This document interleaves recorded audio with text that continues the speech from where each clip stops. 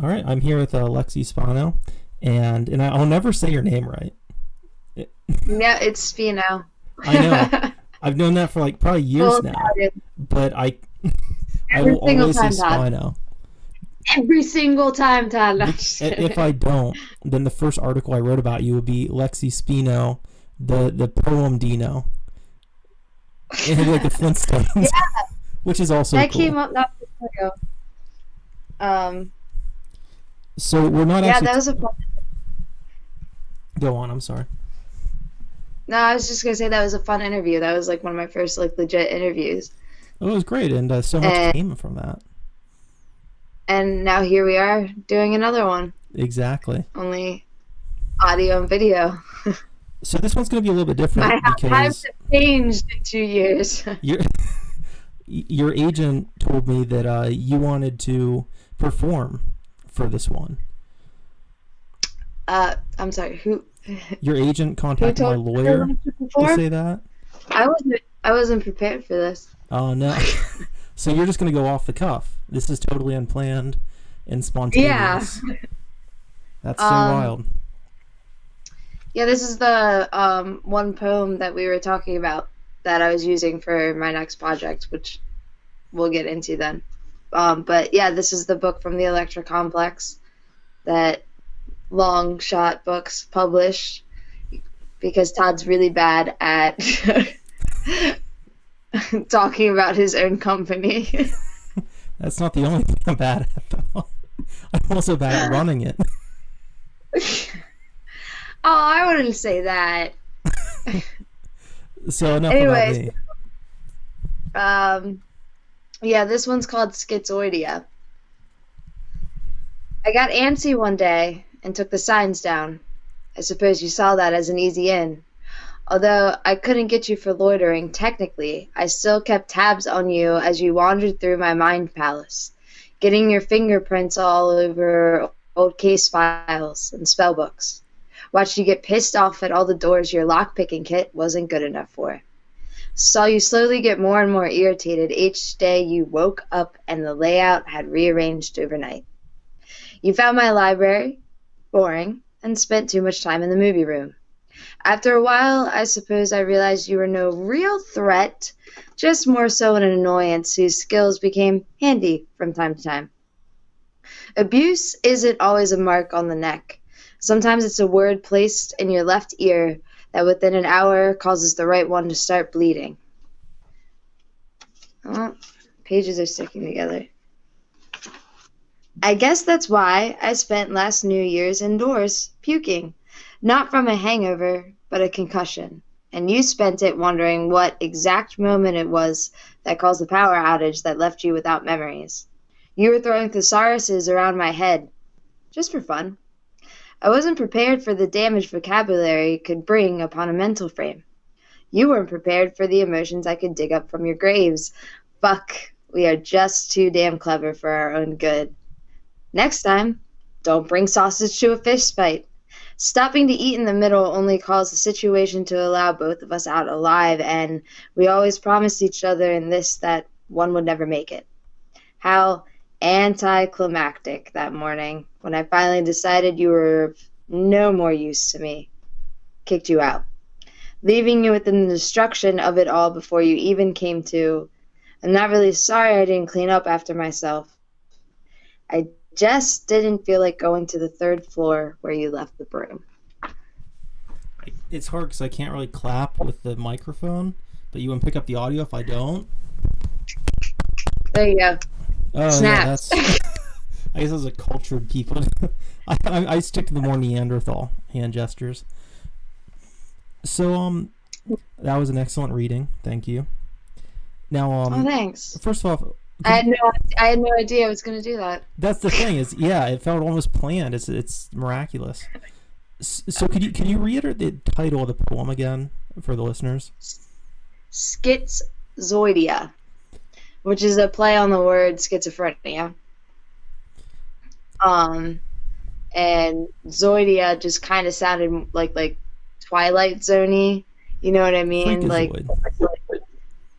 Like that woo, like going on thing.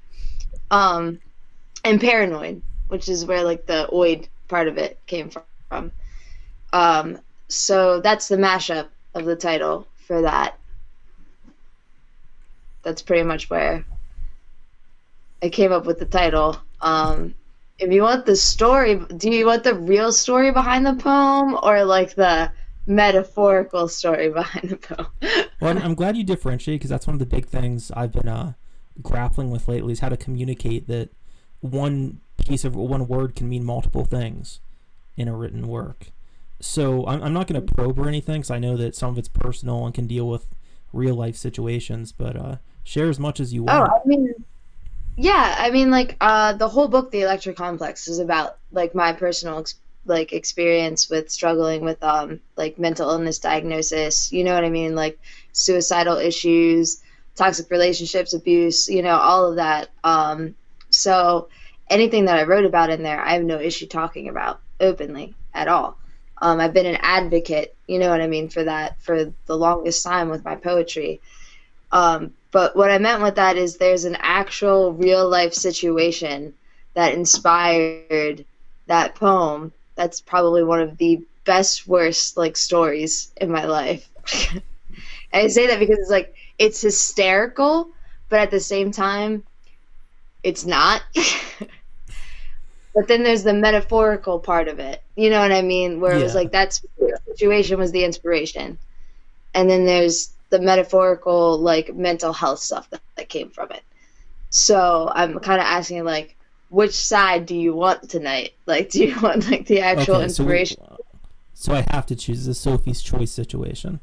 In that case, you know what? Yeah. I'm going to say, let's hear the story behind the story, and the readers can pick up the Behind the book story. and they can figure it out themselves, metaphorically. I Okay. mean, Metaphorically. All right.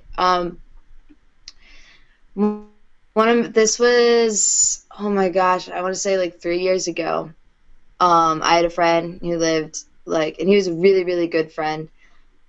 Still a friend, actually, is Rainer Chaney. He did the artwork for the book. And he moved to Philly, so he's farther away now. But he used to live a half an hour away from me. And we had this really weird day of drinking vodka and just roaming the streets of Lancaster. I know like some of the people watching this isn't going to know what Lancaster is, but and we were just doing like stupid stuff, like we were freaking 18 again or something. You know what I mean? Like we were walking around, we were chugging like this bottle of vodka tea, which is actually what I'm drinking right now as an ode to this whole situation. And like I was like, man, and we started having this conversation and we realized we were both diagnosed with the same thing. So, which is borderline personality disorder, by the way. So fast forward a couple of weeks, we end up going to a show together. And it was within walking distance of his apartment. I was staying there, so we were drinking, we were having a good time. He left early, because he wasn't into the music. I had an extra ticket. That's why he was there. So I went back to his apartment after it was over. He had kept drinking at his apartment. I had kept drinking at the show. And for whatever reason, I walked into his like room because he had roommates and stuff. I walked into his room. He's got Diane Wood fucking like blaring in his room, and he's like losing like his shit. And I just walk in and I'm like, yeah, we're losing our shit. And it turned into us actually getting into a physical fight. Like, and we're not and going to end his everybody's like, career, are we? you let this guy fight you? Like, you fought it? Like, that's not okay. And I was like, no, it was totally, like, completely, like, a consensual fucking fist fight. It was a brawl. Like, it was. Mutual combat. And, like, we were all about it. And all we did was look at each other and then immediately just started, like, and, I, like, literally halfway through the fight, both of us were just, like exhausted. And he was like, I'm hungry. Are you hungry? And I was like, yes. And he went downstairs and heated up sausage and brought it upstairs, and we sat there in silence and ate this sausage, and then immediately went back at it. Like, just started fighting as soon as we ate. And it's an argument. It's an ongoing argument who won. But I got a concussion. I had a bruise on my head, and I got a concussion. But I made his head bleed. So. Oh my god. So So that was the inspiration behind the actual poem. See, this I assure you, like, everybody's like gonna be listening to this and be like, "Oh my god!" Yeah. Like, I was just thinking, like, I'm gonna get fired from Long Shot. Marie's gonna be like, I let you handle one thing, and you're talking about women getting concussions, getting hit in the head. that's not really what the poem is about. Like, I reference certain things from it because, like, how hysterical is that? Like, you're in a fight, Yeah. like a brawl with someone, and then you're just like, "Are you hungry?" Like, yes, and like you stop to actually eat sausage, which is why that's one of the lines in the poem. But when I went home, like the next morning, and I actually left before he woke up, which is also like referenced slightly in a couple of those lines of the whole like, "I'm sorry I didn't clean up after myself." You know what I mean? Like, because I left before he woke up. And then, of course, when he woke up, like, we were talking and everything, and, like, everything was fine. And it was a learning experience for me. And I will say this, like, even though this is not what the poem ended up being about, but in general, like, women should know how to fight. Girls should know how to fight. You know what I mean? Like, in the world we live in right now, they should be prepared. And it's really sad to have to say that. But he's not like one of my first friends that I brawled with. He's not like, there's been people that I've dated, you know what I mean, that like we've done stuff like that. It was a trust situation. Both of us knew neither of us, you know what I mean, would get to the point where like somebody was going to get severely injured. Like as soon as I saw that match. Yeah, like as soon as I saw, and it was, when I said his head was bleeding, I don't mean it was like gushing, you know what I mean? Like it was like just like kind of right here, a little bit of blood, and then I was like, that's it, like we're calling it off for the night, you know what I mean? Because I didn't want it to get more intense, but like,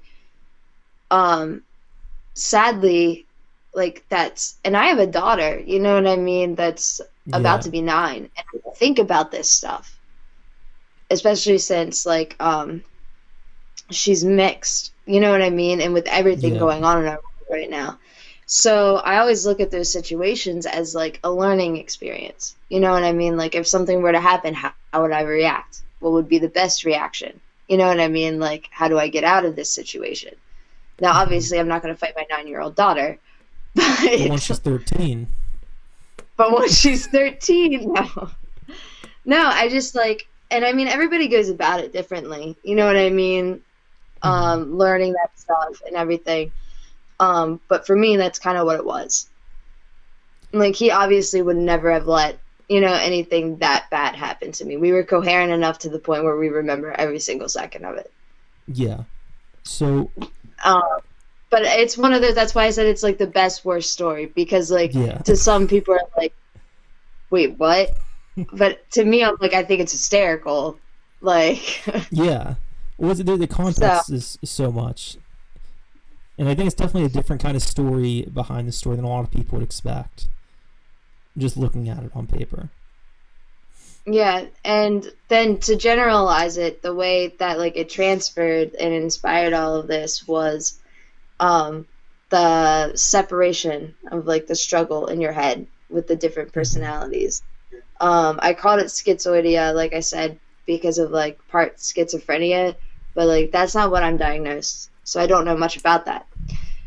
But I wanted to write something that had to do with like this battle between these two like personalities inside your mind, right?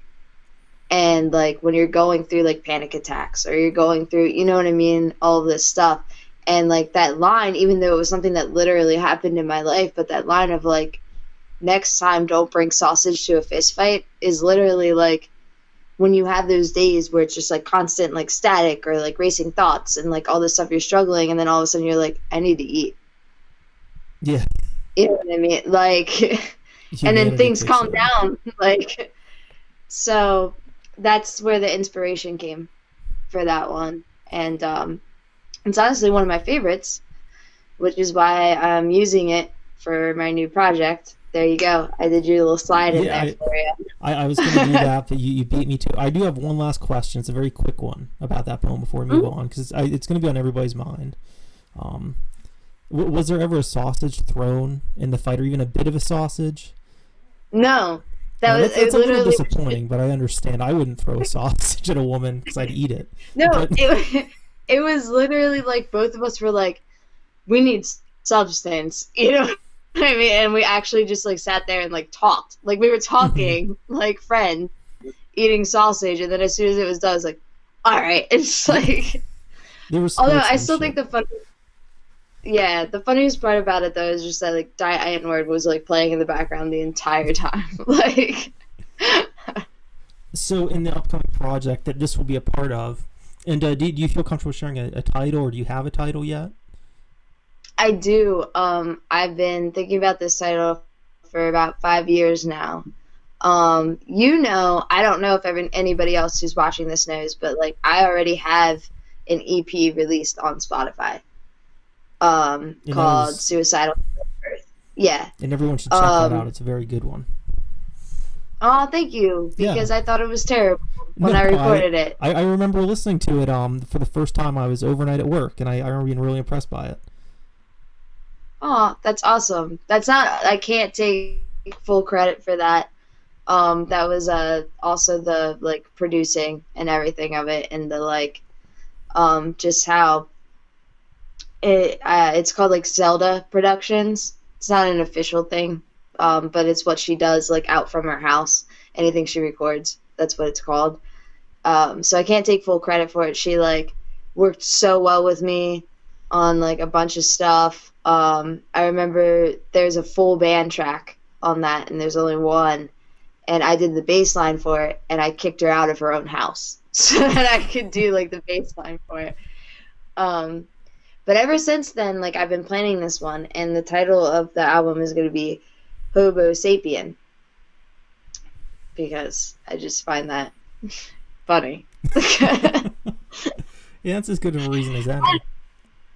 Right, and it's also one of those like, you feel, you know what I mean, like when you struggle with these things, when you struggle with just like normal anxiety, and everything, like you feel like this outsider, this outlier in like the humanity world and everything, and you feel like a wanderer sometimes because you don't, like you almost feel like you never have anything like completely figured out. Yeah. And so that's kind of the concept of that.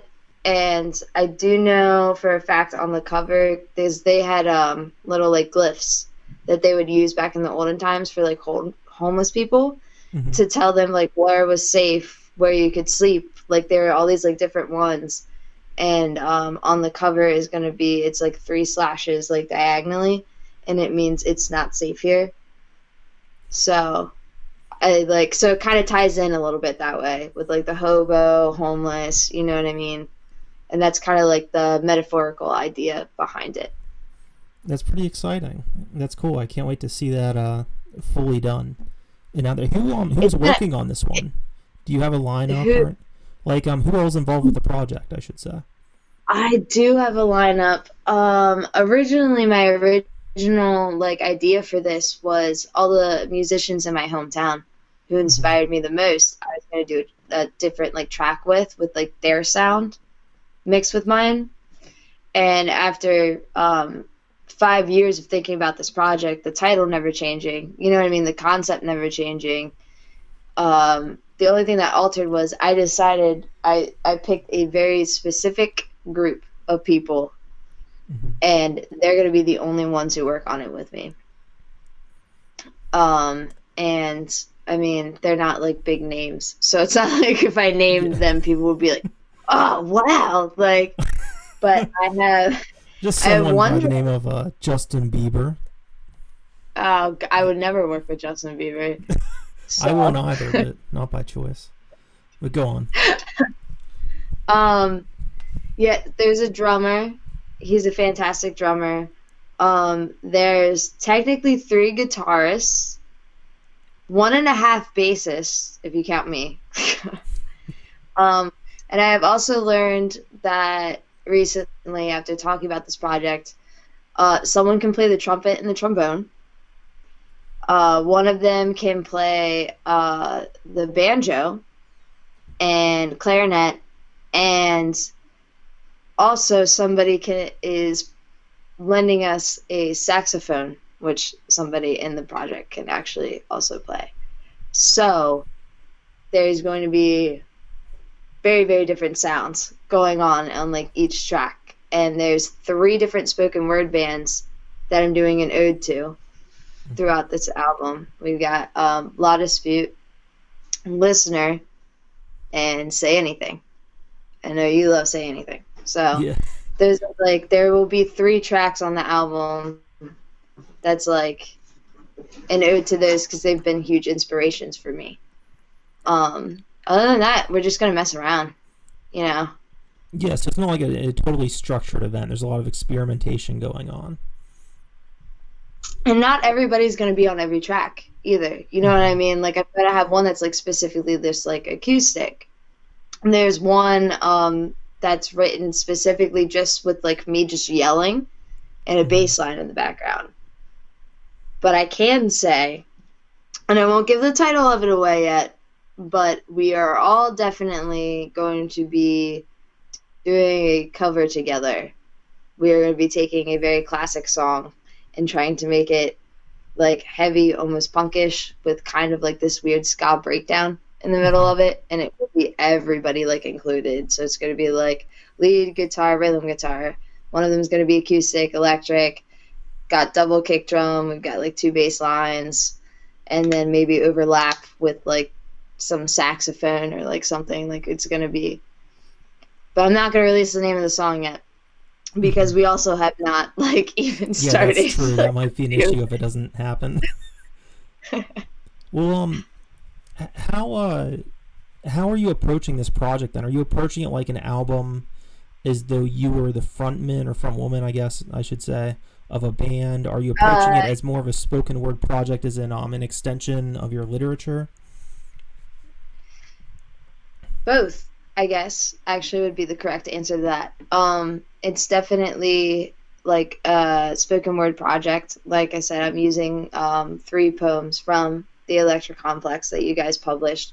I've had stuff written for a while that was like specifically, you know, for like spoken word, like music for an album.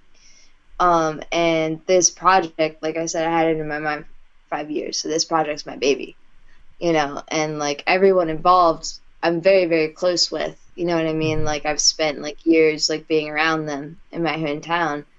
But they also know, like, you know what I mean? Like this is, you know, my baby, because I've been thinking about this for a while. And,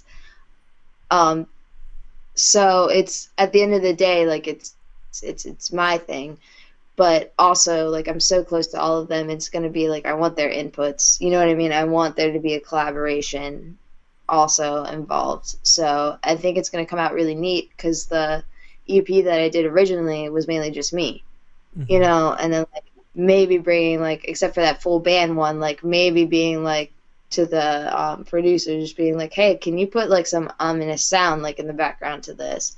Can you maybe do like a weird like guitar riff?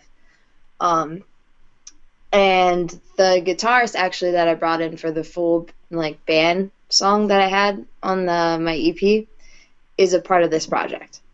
So we have a reoccurring person that I've worked with before. So with the tinkering around and stuff, would you say do you have any kind of track list organized in concrete, or is it a loose situation where you're just seeing what flies and what doesn't? I am so particular when I start projects that I actually refused to even have a first meetup for this project until I had a track listing done. So that is complete. Like the whole, so all of that. Yeah, I'm not trying to like depreciate it or anything like that. It's just that maybe poor phrasing if it does come out wrong. But so you would say this was more of a full-fledged, cohesive artistic project as opposed to like, let's say like a live in concert CD a band might produce.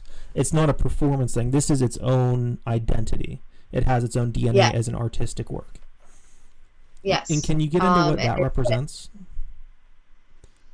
I'm sorry, what was the question? Can you get into like what that is, like the themes of it or the overall motif that you're going for?